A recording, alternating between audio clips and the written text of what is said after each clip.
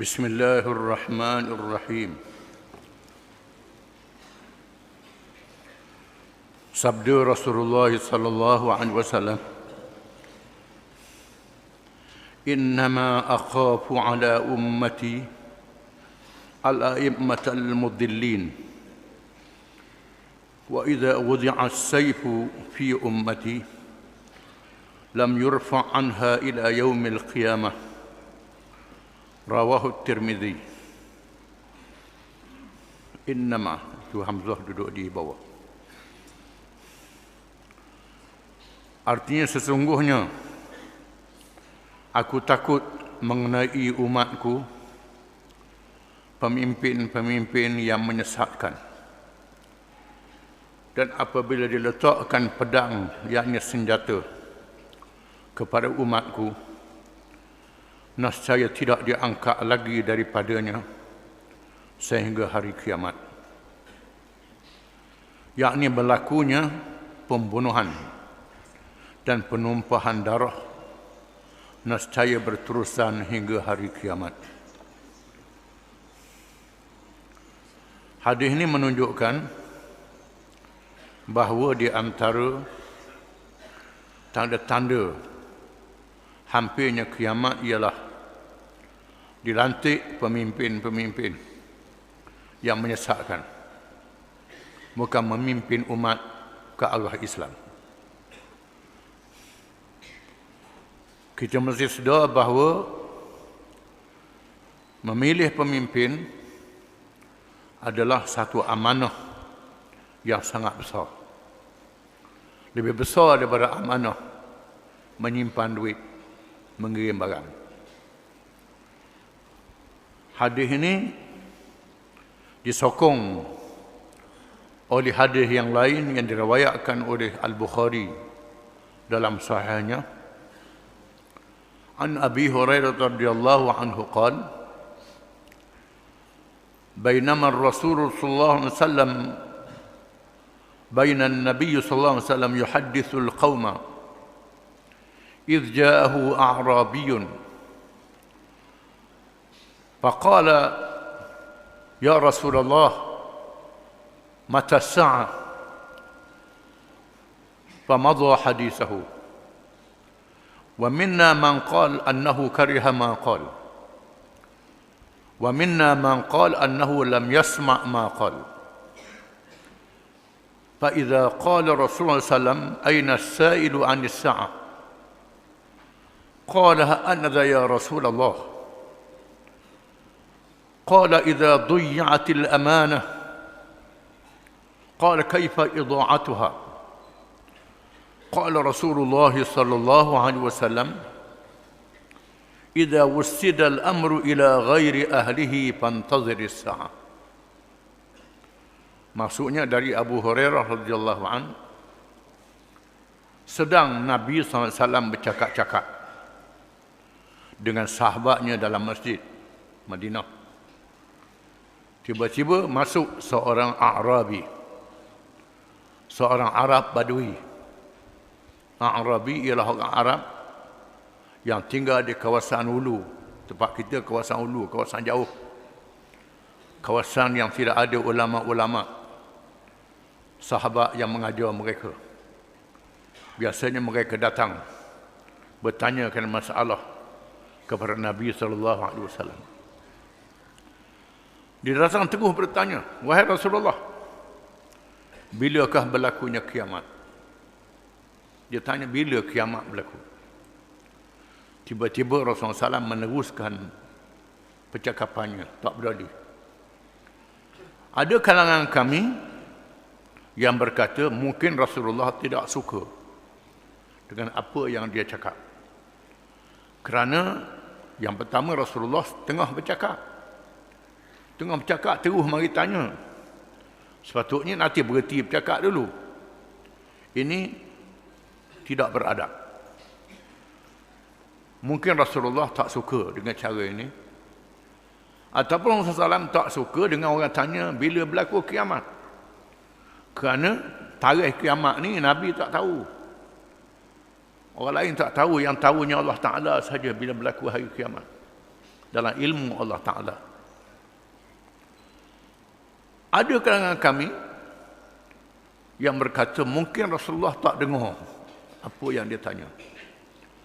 Kerana terlalu galik, terlalu khusyuk. Bercakap dengan sahabatnya, tak layan soalan itu. Tak berdali kerana tak berapa dengar. Tiba-tiba Nabi SAW bersabda, mana dia orang yang bertanya tentang kiamat tadi? Lalu dia pun kata, ha ana ya Rasulullah, ini saya Rasulullah. Kata dia. Qala Rasulullah SAW, idza duyya'atil amanah, apabila dihilangkan amanah. Apabila amanah dihilangkan, amanah tak dipeduli oleh orang, dihilangkan amanah itu. Lalu dia tanya lagi, kaifa idha'atuha ya Rasulullah? Bagaimana dihilangkan amanah itu wahai Rasulullah? Jawab Rasulullah SAW, idza wussidal amru ila ghairi ahlihi fantaziri sa'ah. Apabila diserahkan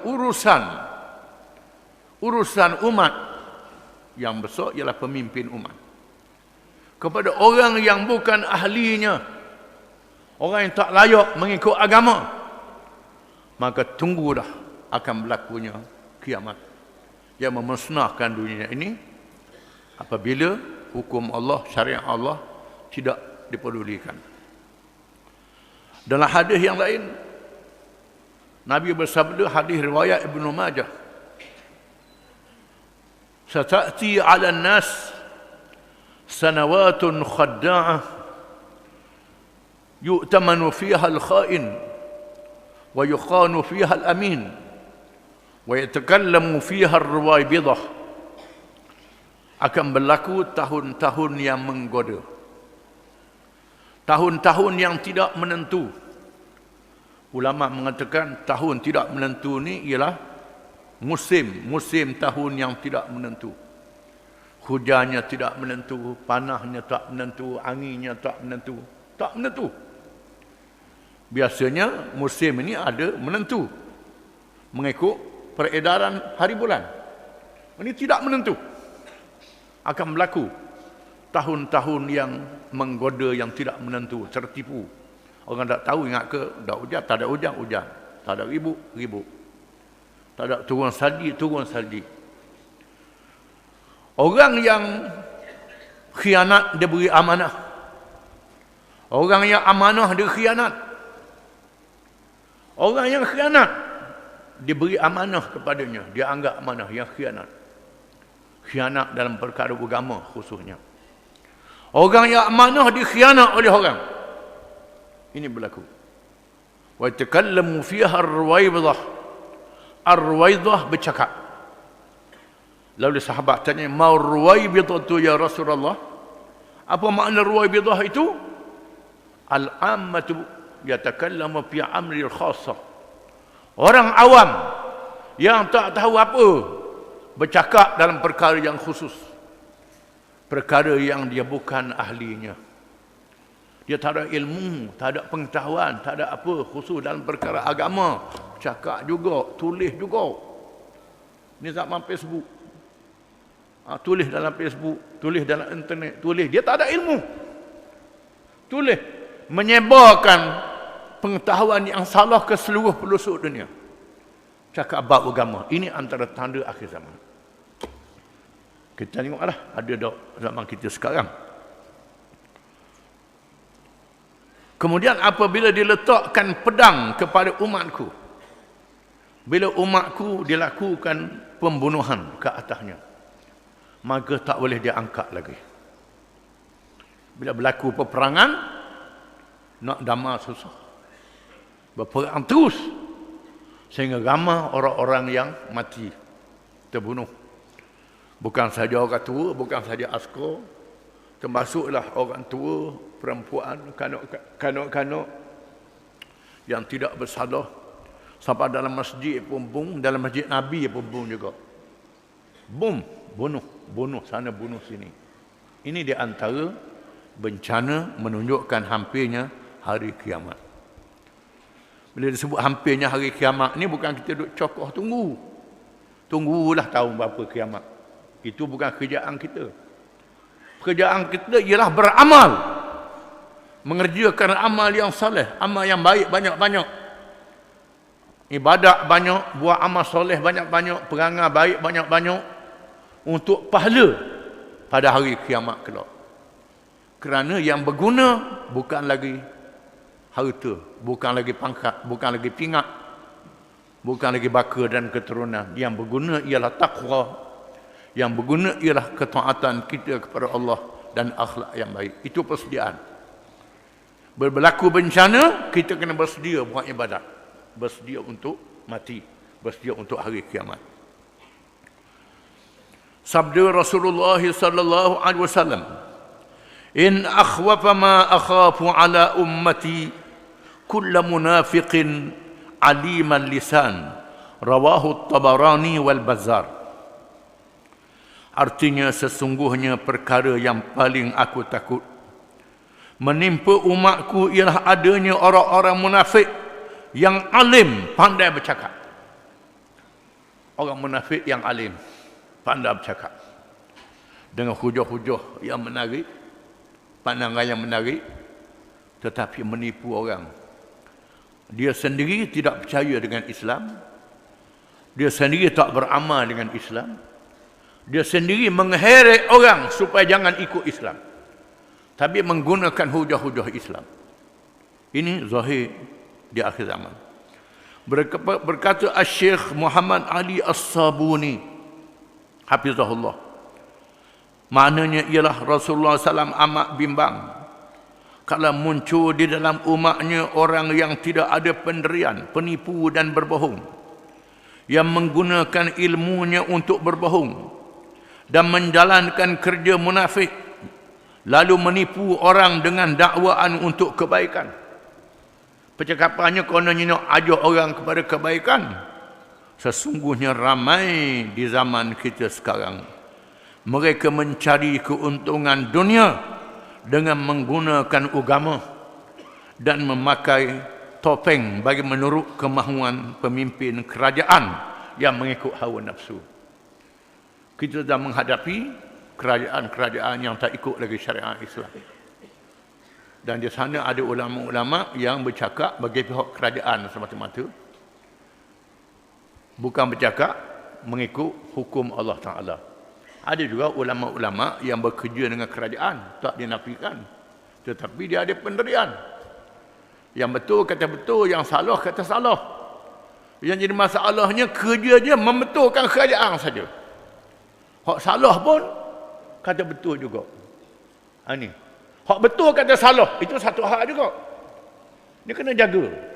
Ada setengah tu asal kerajaan lawan mereka. Hak betul pun kata salah. Hak salah kata betul. Ini jadi balik. Jangan. Hak betul kata betul, hak salah kata salah. Ini pendirian yang betul. Sebab ada perangai orang kita ni. Asal kerajaan dia salah belaka. Ni ada ni tak pakar. Asal kerajaan betul belaka, tak pakar juga. Ini kena ingat. Kita kena istiqamah. Ni makna istiqamah. Hak betul kata betul, hak salah kata salah. Ni dok. Jadi tak ikut cara agama betul. Nabi kita Muhammad sallallahu alaihi wasallam, orang jahiliyah yang buat betul, Nabi kata betul. Hatim At-Ta'i, seorang pemimpin di zaman jahiliyah, kerja dia memuliakan tetamu, menolong orang susah. Hatim Ta'i ni tak sempat masuk Islam, tak sempat dengan Nabi. Bila bala tentera Islam memerangi kabilah Hatim At-Ta'i dan ditawan beberapa pemimpin dan pengikut-pengikut dia. Bila dia soal siasat, tiba-tiba dia adalah pengikut Hatim At-Ta'i. Nabi kata Hatim At-Ta'i ini seorang yang baik di zaman jahiliyah. Akhlak dia mulia di zaman jahiliyah. Walaupun zaman jahiliyah akhlak dia baik, maka Nabi bebaskan pengikut-pengikut dia. Ini yang ditunjuk oleh Nabi SAW. Walaupun dia jahiliah, tapi orang dia baik. Ada ahli kitab, tahu kitab, tapi lawan Islam. Ini juga kita kena faham. Jadi bila berlaku dekat nak kiamat, berlaku benda yang mengelirukan kita. Wallahu a'lam.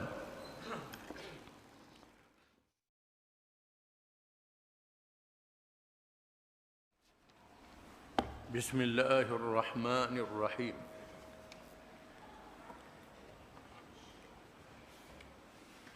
Yang keempat, daripada asyratus sa'ah as-sughra, perkara yang menjadi dalil kecil hampirnya kiamat ataupun akhirnya dunia. Kurangnya kebajikan dan hujan. Banyaknya berlaku gempa bumi dan banjir. Kurangnya kebajikan. Kebajikan yang makna adil. Banyak zalim. Banyak berlaku kezaliman. Dan banyak berlaku penindasan di antara satu sama lain. Kerosakan dalam perkara politik, ekonomi, akidah, akhlak. Kebajikan menjadi kurang. Orang tak banyak buat kebajikan. Kecuali kebajikan itu mendatangkan keuntungan dunia. Tidak ikhlas. Dan hujan. Banyaknya hujan yang menyebabkan banjir. Bukan hujan rahmat, hujan bala. Dan banyaknya gempa bumi. Gempa bumi di sana sini. Di antaranya telah dilihat berlakunya kenaikan harga barang-barang keperluan manusia, kemelesetan ekonomi, berlaku kemarau panjang di setengah bahagian dunia, gempa bumi, banjir besar, peperangan dan kepencangan. Segala-galanya berpunca dari tidak menghayati hukum Allah Subhanahu wa taala dengan sepenuhnya. Berlakunya kemelesetan ekonomi. Walaupun orang berniaga banyak, barang-barang banyak, alat-alatnya canggih, macam-macam alat untuk mendapat hasil pertanian yang banyak, mendapat ikan yang banyak, tetapi kehidupannya susah. Sepatutnya bila dapat banyak, senanglah. Ini tidak jadi susah juga. Ini kerana tidak ada keberkatan. Berlakunya tanda-tanda akhir zaman. Kenaikan harga barang. Tidak ada timbang rasa antara satu sama lain. Harga barang naik, berniaga rugi. Pasal apa jadi begitu? Ini semua kita kena sedar. Sedangkan dalam perniagaan, Nabi kita mengajar, rahimallahu rajulan samhan idza ba'a wa idza ishtara wa idza iqtada. Allah Ta'ala memberi rahmat kepada seseorang yang bersifat penyayang bila dia jual. Bila dia jual, dia kesian pada orang. Bila dia membeli pun kesian pada orang juga. Bila dia mentarbih, mengurus urusan manusia, kesian pada orang. Di mana orang yang jual tak kesian pada orang beli, orang beli tak kesian pada orang jual. Ini berlaku di akhir zaman. Orang jual mahal, nak untung banyak. Orang beli, nak beli murah, sehingga orang berniaga rugi. Tidak ada timbang rasa. Mereka yang mentarbih urusan kehidupan manusia kena rasuah, kena macam-macam, kena mengaku. Perjalanannya tak betul. Maka benarlah firman Allah Ta'ala, Zahara al-fasadu fil barri wal bahri bima kasabat aydin nas liyudhiqahum ba'da alladhi 'amilu la'allahum yarji'un. Qul siru fil ardi fanzuru kaifa kana 'aqibatu alladhina min qablu kana aktharuhum musyrikin. Fa'aqim wajhaka lid-din al-qayyim min qabl an ya'tiya yawmun la maradda lahu min Allah yawma'idhin yasadda'un. Man kafara fa'alayhi kufruh wa man 'amila salihan falianfusihim yamhadun. ليجزي الذين آمنوا وعملوا الصالحات من فضله إنه لا يحب الكافرين. Surah Ar-Rum ayat 41 hingga 43. Artinya, maka telah nampak kerosakan di darat dan di laut disebabkan kerana perbuatan tangan-tangan manusia. Tangan-tangan manusia. Bukan satu tangan, banyak tangan. Supaya Allah merasakan kepada mereka sebahagian dari akibat perbuatan mereka, agar mereka kembali ke jalan yang benar. Katakanlah, berjalanlah di atas muka bumi dan perhatikanlah bagaimana kesudahan orang-orang yang dahulu. Kebanyakan daripada mereka itu adalah orang-orang yang mempersyirikkan Allah. Oleh kerana itu, hendak hadapkanlah wajahmu kepada agama yang lurus, iaitulah Islam, sebelum datang dari Allah suatu hari yang tak dapat ditolak kedatangannya. Pada hari itu mereka berpisah-pisah. Barang siapa yang kafir, maka dia sendirilah yang menanggung akibat kekafirannya itu. Dan barang siapa yang beramal soleh, maka untuk dirinya sendiri mereka menyediakan tempat yang menyenangkan, agar Allah memberi pahala kepada orang-orang yang beriman dan beramal soleh dari kurnianya pemberiannya. Sesungguhnya dia tidak menyukai orang-orang yang engkar. Allah Ta'ala menyatakan berlaku kerosakan di darat, kerosakan di laut. Di darat disebut sebahagian daripadanya ialah gempa bumi, kemarau, banjir, dengan sebab tangan-tangan manusia menggali hasil bumi dengan tomok, mendapat hasil bumi dengan tomok, halaba, mengejar kekayaan sehingga melampaui batas, bukan untuk menolong orang, tetapi untuk memenuhkan temolok sendiri sampai pecah temolok, menyusahkan orang, bukan untuk menolong orang, tapi untuk diri, untuk puak-puak dia. Berlaku kerosakan di darat. Di atas darat pun punah, di laut punah.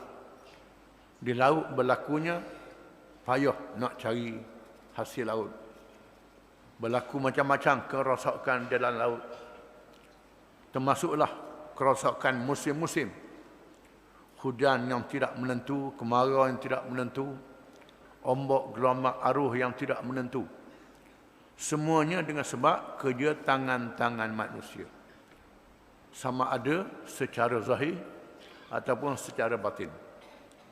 Secara zahirnya, bila mereka tebah hutan, mereka gali tanah, gali parit, buat jalan, buat bangunan, buat macam-macam, tidak teratur. Mengambil hasil laut, kokok, tidak teratur. Itu yang zahir. Mereka membahagi sumber kekayaan dalam perniagaan, tidak adil, tidak betul, tidak ada kesian belah. Perkara yang batin ialah buat kerja dosa, menipu, makan riba, rasuah, macam-macam. Tak tahu dosa dan pahala.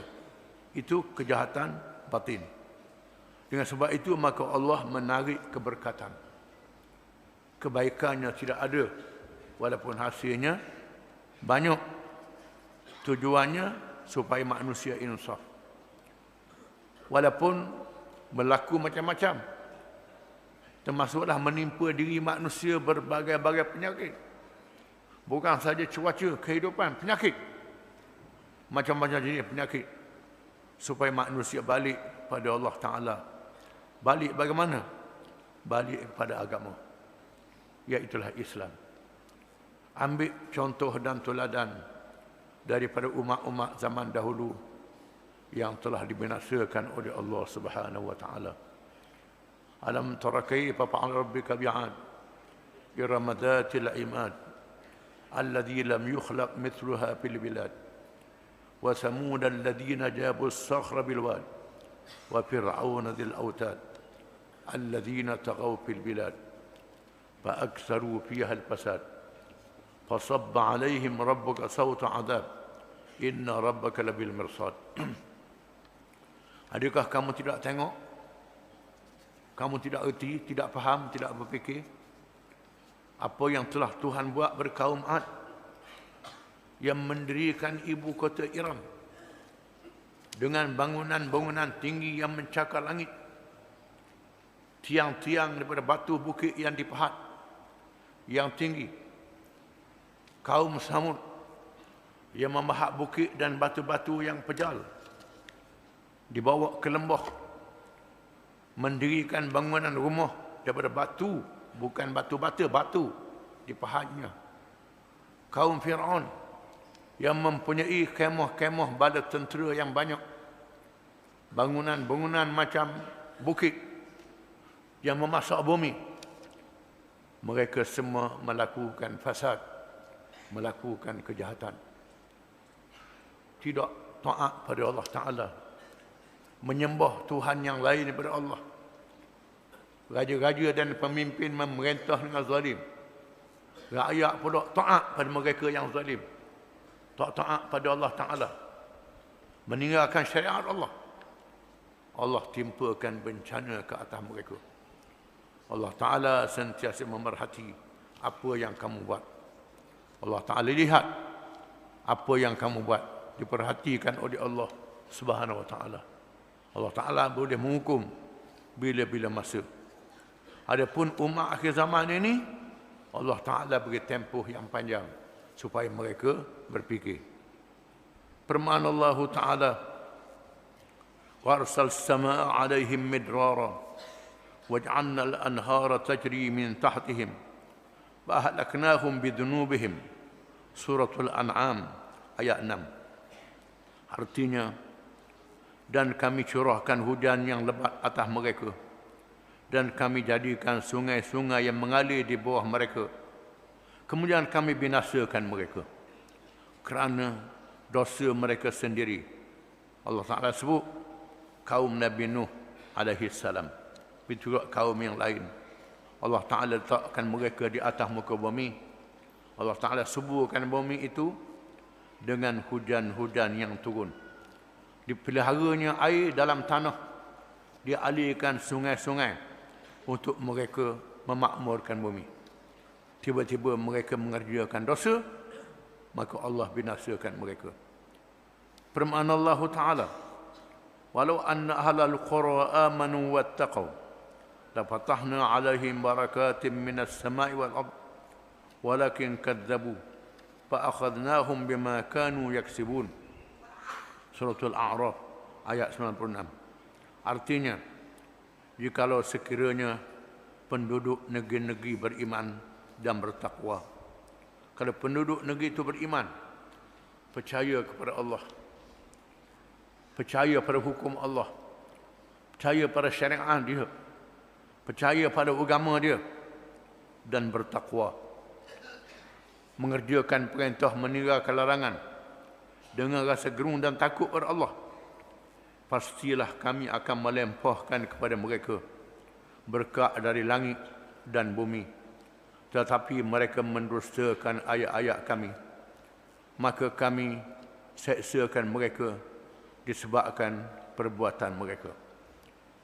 Tiba-tiba mereka lupa kepada Allah Ta'ala, mendustakan ayat-ayat Allah. Lalu Allah Ta'ala timpakan bala mereka. Sambungan ayat ini, apabila ayat ya'tihum bayatan lahum naimun. Adakah penduduk negeri itu berasa aman bila mereka buat maksiat, mereka tidur nyenyak waktu malam, lalu mari bencana waktu malam? Au duhan wa hum yal'abun. Waktu duha, waktu pagi tengah main. Mari bala bencana, mereka dibinasakan Allah Ta'ala. Bila-bila masa saja. Dalam keadaan mereka galik. Ini sambungan daripada ayat ini, boleh rojok dalam Quran. Adapun hadis Nabi SAW di antaranya ialah yang diriwayatkan oleh Aisyah radhiyallahu anha bahawa Rasulullah SAW telah bersabda, yakunu fi akhir hadhihi al-ummati khasfun wa maskhun wa qadfun. Artinya akan berlaku di kalangan umat akhir ini peristiwa tenggelam bumi dan penghapusan dan gempa. Nabi kata akan berlaku di akhir zaman kalangan umat ini, manusia ini, peristiwa tenggelam bumi, nyetelang di bumi. Tiba-tiba nyetelang di bumi, ngekoh bumi, masuk dalam bumi. Penghapusan, berlakunya dihapus begitu saja. Sama ada dihapus dengan banjir, mari sapu. Ribut taupan, mari sapu, apa saja. Ataupun gempa. Gempa bumi, membinasakan. Lalu aku bertanya, anuhliku wa fina as-salihun? Aisyah tanya, adakah kami binasa sedangkan kami di kalangan kami ada orang-orang yang soleh? Adakah binasa? Masa itu ada lagi orang semayang, ada lagi orang soleh. Sabda Rasulullah, na'am idza zahara al-khubutu. Artinya ya, apabila zahirnya kejahatan. Bila kejahatan itu zahir. Zahir kejahatan. Orang yang mencegah kemungkaran kalah. Suaranya tak ada. Dengan sebab itu Nabi suruh kita tengok benda yang muka kena cegah. Walaupun kita kalah, jangan berhenti. La ta'murunna bil ma'ruf wa la tanhawunna 'anil munkar. Sama ada kamu suruh orang yang baik, kamu cegah mungkar, ataupun Allah Ta'ala jadikan orang yang jahat menguasai kamu, lalu orang yang baik pun senyap, Allah Ta'ala binasakan kamu. Ini dia. Di sini hikmat. Jangan peduli kalah ke menang ke, orang dengar ke, tak dengar ke, mesti bercakap. Jangan peduli. Sekurang-kurangnya menangguhkan bala bencana. Apabila masing-masing senyap, tak mau bercara dah, tunggulah. Dimusnahkan. Segala yang berlaku, bahkan telah berlaku sekarang ini, adalah suatu amaran dari Allah kepada hamba-hambanya agar mereka kembali kepada Allah dengan membaiki keadaan, dengan melaksanakan hukum Allah Subhanahu Wa Taala. Kerana jelas dan nyata segala penyelewengan, kepencangan yang berlaku di kalangan manusia pada hari ini, kerana mereka menjauhkan diri daripada syariat Allah dengan beramalkan peraturan dan sistem merekaan manusia. Sebabnya ialah kerana mereka meninggalkan undang-undang Allah Ta'ala, peraturan Allah Ta'ala, buat peraturan hak mereka sendiri. Berasa cerdik sangat, berasa bijak sangat, pandai sangat. Quran tak boleh pakai, hadis tak boleh pakai, buat sendiri. Ada pula baca Quran, baca hadis, tengok mana molek. Bila tengok Quran hadis, mesti Quran hadis ni molek. Jangan tengok lagi mana molek. Ini. Buat dulu, baru pisah. Nak takwil Quran hadis. Ikut dia. Bukan dia kena ikut Quran dan hadis. Ini berlaku pada hari ini. Maka benarlah kepada mereka firman Allah Ta'ala. وَضَرَبَ اللَّهُ مَثَلًا قَرْيَةً كَانَتْ آمِنَةً مُطْمَئِنَّةً يأتيها رزقها رغدا من كل مكان فكفرت بأنعم الله فأذاقها الله لباس الجوع والخوف بما كانوا يصنعون. Surah An-Nahl ayat 112. Artinya, dan Allah telah membuat sesuatu perumpamaan dengan sebuah negeri yang dahulunya aman lagi tenteram. Rezekinya datang kepadanya melimpah ruah dari segenap tempat, tetapi penduduknya mengingkari nikmat-nikmat Allah.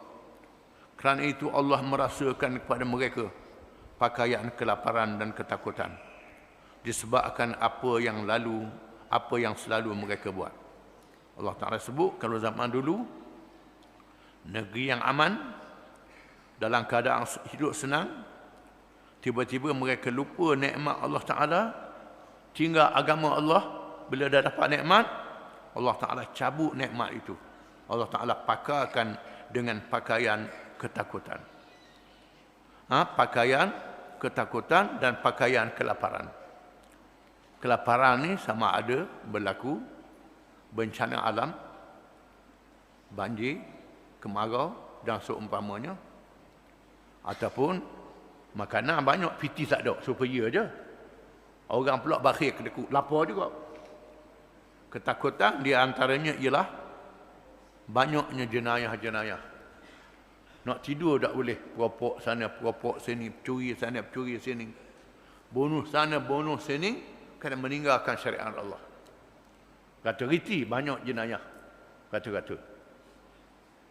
Banyak kemungkaran. Ataupun teruk lagi, berlakunya peperangan. Berlakunya peperangan. Perang sana, perang sini. Tak boleh nak mengelakkan diri. Macam pakaian yang mengelilingi tubuh kita. Pakaian ketakutan dan kelaparan. Ini bencana boleh berlaku. Ini tanda akhir zaman. Wallahu a'lam.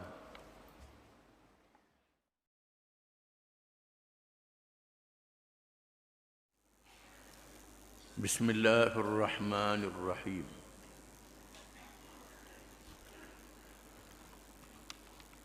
Yang kelima daripada tanda-tanda akhir zaman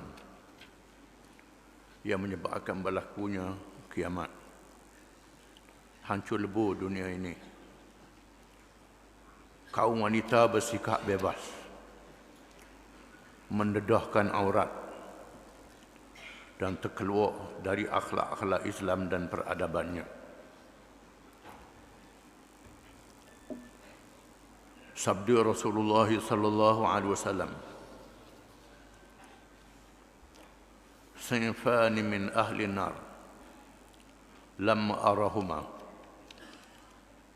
qaumun ma'hum siyatun ka'adnabil baqar yadribuna biha an-nas wa nisa'un kasiyatun 'ariyat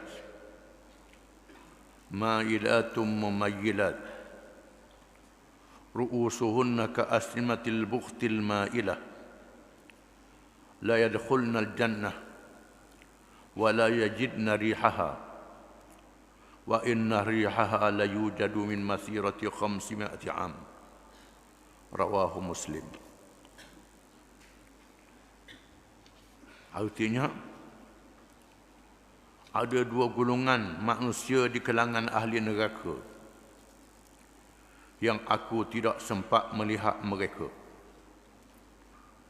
iaitu satu kaum yang bersama mereka camti, yakni pemiat, seperti ekor lembu. Mereka memukul manusia dengannya, dan perempuan-perempuan yang berpakaian pada rupanya bertelanjang pada hakikatnya, yang bergaya dan menggoda kepala-kepala mereka, yakni rambut mereka, dibentuk-bentuk seperti gah-gah unta. Mereka tidak masuk syurga dan tidak mendapat bau syurga. Sesungguhnya bau syurga itu boleh didapati jarak perjalanan 500 tahun. Hadis ini mendedahkan berlakunya kemungkaran, kemaksiatan di kalangan manusia. Yang pertama, berlakunya kejahatan mengikut hawa nafsu. Pemiat macam ekor lembu. Lembu sudahlah tak ada akal. Piak dengan ekor pula tak nampak apa belakang. Kerja piak saja. Menzalimi orang ke kiri dan ke kanan, ke atas dan ke bawah. Akan berlaku kejahatan, kezaliman yang meluas di kalangan manusia. Satu. Yang kedua ialah perempuan-perempuan yang melakukan kemungkaran, pakai pakaian tapi ketat macam telanjang, hias rambut dia macam-macam hias rambut dia macam-macam hias. Di antaranya macam goh-goh unta, bentuk rambut dia, kepala dia, muka dia, wajah dia. Sudahlah, Tuhan jadikan manusia tu comel molek, buat macam rupa menatang pula. Ini antara tanda-tanda akhir zaman. Lelaki pembunuh, perempuan pembunuh. Sesungguhnya apa yang disabdakan itu tidaklah berlaku di zaman Rasulullah sallallahu alaihi wasallam. Tetapi didapati dari cahaya pandangan yang dikurniakan kepadanya oleh Allah Subhanahu wa taala. Apa yang berlaku di zaman kita ini adalah menjadi tanda kenabiannya yang sebenar, di mana golongan manusia yang disifatkan itu telah lahir. Kita melihat kezaliman berlaku di banyak tempat. Orang-orang yang zalim memukul umat Muhammad sallallahu alaihi wasallam yang mahu meneruskan ajaran Islam yang sepenuhnya. Mereka memukul golongan Islam seperti ekor lembu yang dikibarkan ke belakangnya tanpa pengetahuan apa-apa, semata-mata untuk memuaskan nafsu, walaupun menumpahkan darah manusia yang tidak berdosa. Tiada kesalahan yang dilakukan, tiada permohonan yang diminta malaikat menegakkan syariat Allah di atas muka bumi tempat mereka berpijak. Apakah itu boleh dihalalkan darah atau tubuh badannya dan harta benda dan kedudukannya untuk diperlakukan apa sahaja? Kita melihat perempuan yang tiada marwah. Yang pertama ialah berlakunya kezaliman. Disebut kezaliman terhadap kumpulan-kumpulan Islam. Bukan kezaliman terhadap rakyat, sama. Bukan sahaja terhadap orang Islam, terhadap rakyat. Kezaliman politik, kezaliman ekonomi, kezaliman undang-undang, kezaliman tindakan. Kezaliman menunjukkan kuasanya, menunjukkan kekuasaannya.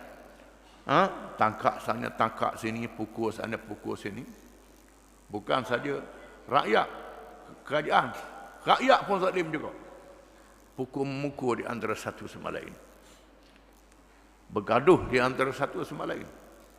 Kezaliman, memukul dengan camti, memukul dengan harta, denda sana, denda sini, cukai sana, cukai sini. Itu termasuklah cukai sana, cukai sini, denda sana, denda sini. Yang ini membebankan rakyat macam ekor lembu yang piat ke atas bawah. Ini makna yang luas yang kita kena faham. Termasuklah memukul anak isteri, ibu bapa, bunuh ayah, bunuh adik-beradik. Ini berlaku. Kerana dadah, kerana seumpamanya. Ini tanda-tanda akhir zaman yang kita kena sedar. Bila manusia meninggalkan ajaran agama. Ajaran agama. Kadang-kadang ikut agama, tapi ikut separuh-separuh, itu ikut sepenuh-penuhnya. Ini secara umum. Kita melihat perempuan yang tiada marwah dan harga diri, seperti yang disifatkan oleh Rasulullah sallallahu alaihi wasallam, yang memakai pakaian-pakaian yang menjolok mata, seperti berpakaian pada zahirnya, tetapi pakaian yang tidak menutup aurat atau yang nipis dan ketat, yang tidak mencapai matlamat menutup aurat. Itulah yang digalakkan berlaku dalam masyarakat dan diberi kebebasan dengan tidak ada apa-apa tindakan. Sedangkan perempuan yang menutup aurat dan menjaga marwahnya diancam dengan tindakan dan sebagainya. Yang tak tutup aurat telanjang, dedah aurat. Yang tutup aurat pula ketat. Ketat pula pakai pakaian. Hiyah pula. Hiyah yang bukan-bukan. Hiyah yang bukan-bukan. Padahalnya Allah Ta'ala sudah molek dah. Ni dia solek pula mata jadi biru, jadi hijau, merah pula. Macam monyet. Macam ke, macam menatang pula. Tambah pula. Padahal dah molek dah, Tuhan dah. Ikut. Hiyah mengikut tabi'i, mengikut semula jadi. Di mana Nabi dan Allah telah mengajar bagaimana batas-batas lelaki dan perempuan. Nabi juga mengajar batas-batas lelaki dan perempuan. Termasuk dalam perkara ibadat. Bila semayang, orang lelaki di hadapan, perempuan di belakang. Kanak-kanak tengah antara. Itu Nabi ajar. Semayang. Buat tabir tak jadi salah. Zaman dulu payah kain. Begitulah caranya. Semayang. Tawaf, capur lelaki puan. Bila sa'i, capur lelaki puan. Berniaga, boleh berniaga, tak jadi salah. Isteri Nabi Siti Khadijah menjaga sahabat-sahabat Nabi yang perempuan berniaga, lelaki perempuan, tak jadi salah. Tapi tutupan aurat, jaga batas-batas. Termasuklah belajar. Di mana ulama-ulama yang muda berguru dengan Ummul Mukminin, Ummahatul Mukminin radhiyallahu anhunna. Mereka terima hadis daripada isteri-isteri Nabi. Terima hadis daripada sahabat-sahabat Nabi yang perempuan. Sahabat-sahabat yang perempuan memberi ilmu kepada anak-anak muda kalangan tabi'in. Ini berlaku. Tengok riwayat-riwayat hadis itu. Ada riwayat-riwayat hadis. Menandakan tak jadi salah menuntut ilmu antara satu sama lain. Tak jadi salah. Di mana Nabi-Nabi memberi hadis-hadis yang banyak. Antara hadis diriwayatkan oleh sahabat-sahabat lelaki dan perempuan. Menunjukkan sahabat-sahabat perempuan ada juga di masjid. Ada pula pandangan pula tak boleh orang perempuan tak boleh pergi masjid. Tak boleh pergi masjid. Siapa masjid tak boleh pergi. Supermarket boleh pergi. Pasar boleh pergi. Ini satu hal pula. Ini. Usrah tak boleh pergi. Tempat lain boleh pergi. Tempat lain boleh pergi. Ini satu hal pula. Ada yang berpegang dengan agama, terlajuk kuat dah lalu. Pegang dengan agama terlajuk. Rasul sembahyang zuhur 4 rakaat, sembahyang zuhur 20 rakaat. Tak sah sembahyang 20 rakaat, sembahyang zuhur pun. Nabi ajar 4 rakaat. Sembahyang subuh 2 rakaat, kecuali kita musafir, dia benarkan qasar, tak ada masalah. Wasa rajin nak sembahyang zuhur 20 rakaat. Jangan buat terlajuk. Di mana ada batas-batas. Begitu juga dalam masalah lelaki dan perempuan. Ada batas-batas dia. Di mana dia suruh jaga aurat. Dalam perkara tak ada khilaf kalangan ulama. Kita sepakat. Khilaf ulama, ada ulama mengatakan furdah. Tutup muka kalau berlaku fitnah. Ada ulama mengatakan tak wajib tutup muka. Jangan baloh dalam masalah ini. Duduk baloh tutup muka kedok, tak tutup muka kedok. Hak telanjang tak apa pula. Ini jadi satu masalah pula. Ini kita ikut nak pegang mana-mana kaul pandangan ulama, sila. Jangan terkeluar daripada pandangan ulama. Tak jadi masalah dalam perkara kehidupan bermasyarakat. Mengikut batas-batas yang diajar oleh Islam. Yang jadi masalah hari ini, lari daripada batas-batas Islam. Di antaranya ialah kaum wanita menjadi bahan-bahan untuk iklan. Bahan-bahan untuk iklan. Nak iklan jual kain. Orang puang jadi iklan. Nak iklan jual baju. Nak iklan jual obat perempuan. Jadi iklannya. Tujuan. Ada iklan tu barang. Ke iklan tu orang puang tu. Ini. Kerja-kerja Yahudi belakangnya, kerja-kerja Zionis untuk merosakkan akhlak manusia.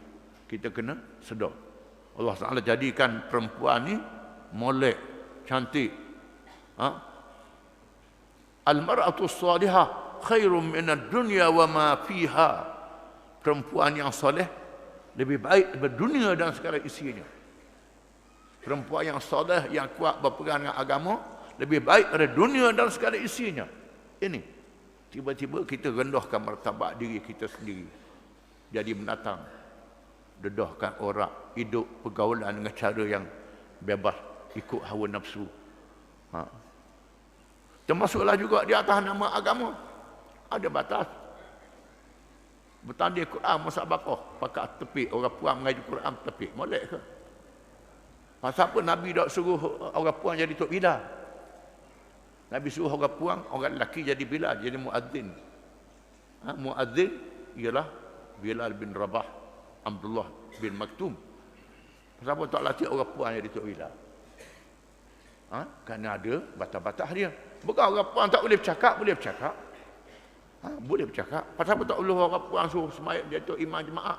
Kamu ada orang gila beberapa tahun dulu, orang puan jadi semayang jemaah, Tok Imam Jemaah.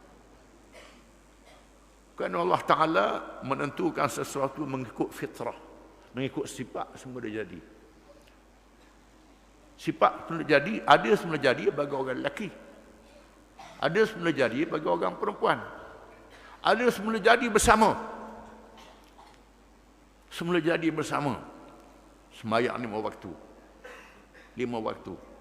Rakaat sama. Lelaki dan perempuan. Allah Ta'ala tak kata orang lelaki sembahyang 4, perempuan sembahyang 2. Tidak. Tidak. Sama ibadat. Tutup aurat lain. Orang lelaki lain. Orang perempuan lain. Orang lelaki lain, orang perempuan lain. Kerana apa? Kerana kejadian dia lain. Fitrah dia lain. Dalam masalah kerja, berniaga boleh, lelaki boleh, perempuan boleh. Boleh, orang lelaki boleh berniaga, perempuan boleh berniaga. Tak ada salah. Jaga ada Islam, ada Islam. Masalah kerja, boleh kerja. Orang lelaki boleh kerja, perempuan boleh kerja. Tapi kerja yang sesuai. Sesuai dengan orang lelaki, sesuai dengan orang perempuan. Jangan kerja yang tak sesuai dengan orang perempuan. Laki orang perempuan jadi pengaruh merestua. Tolong. Orang perempuan jadi pengaruh merestua suruh masuk hutang orang perempuan. Kemudian sabar. Suruh orang perempuan jadaknya. Boleh orang perempuan jadaknya. Suruh depan naik pohonnya. Itu kerja orang lelaki, bukan kerja orang perempuan. Ini kita kena sedar. Ini batas-batas yang Tuhan buat.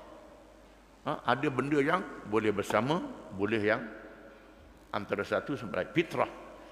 Jaga anak. Jaga nafkah. Cari makan. Cari nafkah, cari untuk makan anak. Boleh. Menyusu anak, tak boleh. Orang lelaki tak boleh. Kena orang puan menyusu anak. Orang puan menyusu anak. Sebab itu Tuhan tak jadi orang lelaki boleh wepek anak juga. Orang puan je boleh. Itu. Masalah kawal anak kecil sepenuh masa. Ini orang puan, tak boleh orang lelaki. Ini Allah Ta'ala jadikan fitrah. Sifat-sifat manusia yang kena sedar. Dia sebut dengan gharizah. Sifat semula jadi. Berlaku hari ini, di atas nama hak kebebasan. Kebebasan kena sama berlaku orang lelaki orang puan. Sama, tak boleh. Sama. Tak boleh. Kerana Tuhan jadikan manusia ni ada beza kemampuan dan kebolehan sifat semula jadi. Tak boleh sama. Kita tak boleh sama kambing dengan ikan, tak boleh sama. Persamaan di antara kambing dengan ikan. Kambing boleh pera dalam kolam macam ikan juga. Ikan boleh pera atas darat macam kambing juga. Tak boleh. Kerana Tuhan tentukan sepadan-sepadan dia. Batas manusia itu ada batas-batas dia. Ada manusia yang dia boleh akak barang sampai 100 kg. Ada manusia yang boleh akak barang sekadar 20 kg. Tak boleh di atas nama persamaan. Wajib kena gerak belaka. Tak boleh. Tak boleh. Di luar kemampuan antara satu sama lain. Ini ialah peraturan yang Tuhan dah buat molek dah. Termasuklah dalam masalah lelaki dan perempuan. Masalah pergaulan, masalah kehidupan. Semuanya ada dalam Islam. Yang jadi masalahnya kita lari daripada Islam. Bila lari daripada Islam jadi punah. Wallahu a'lam.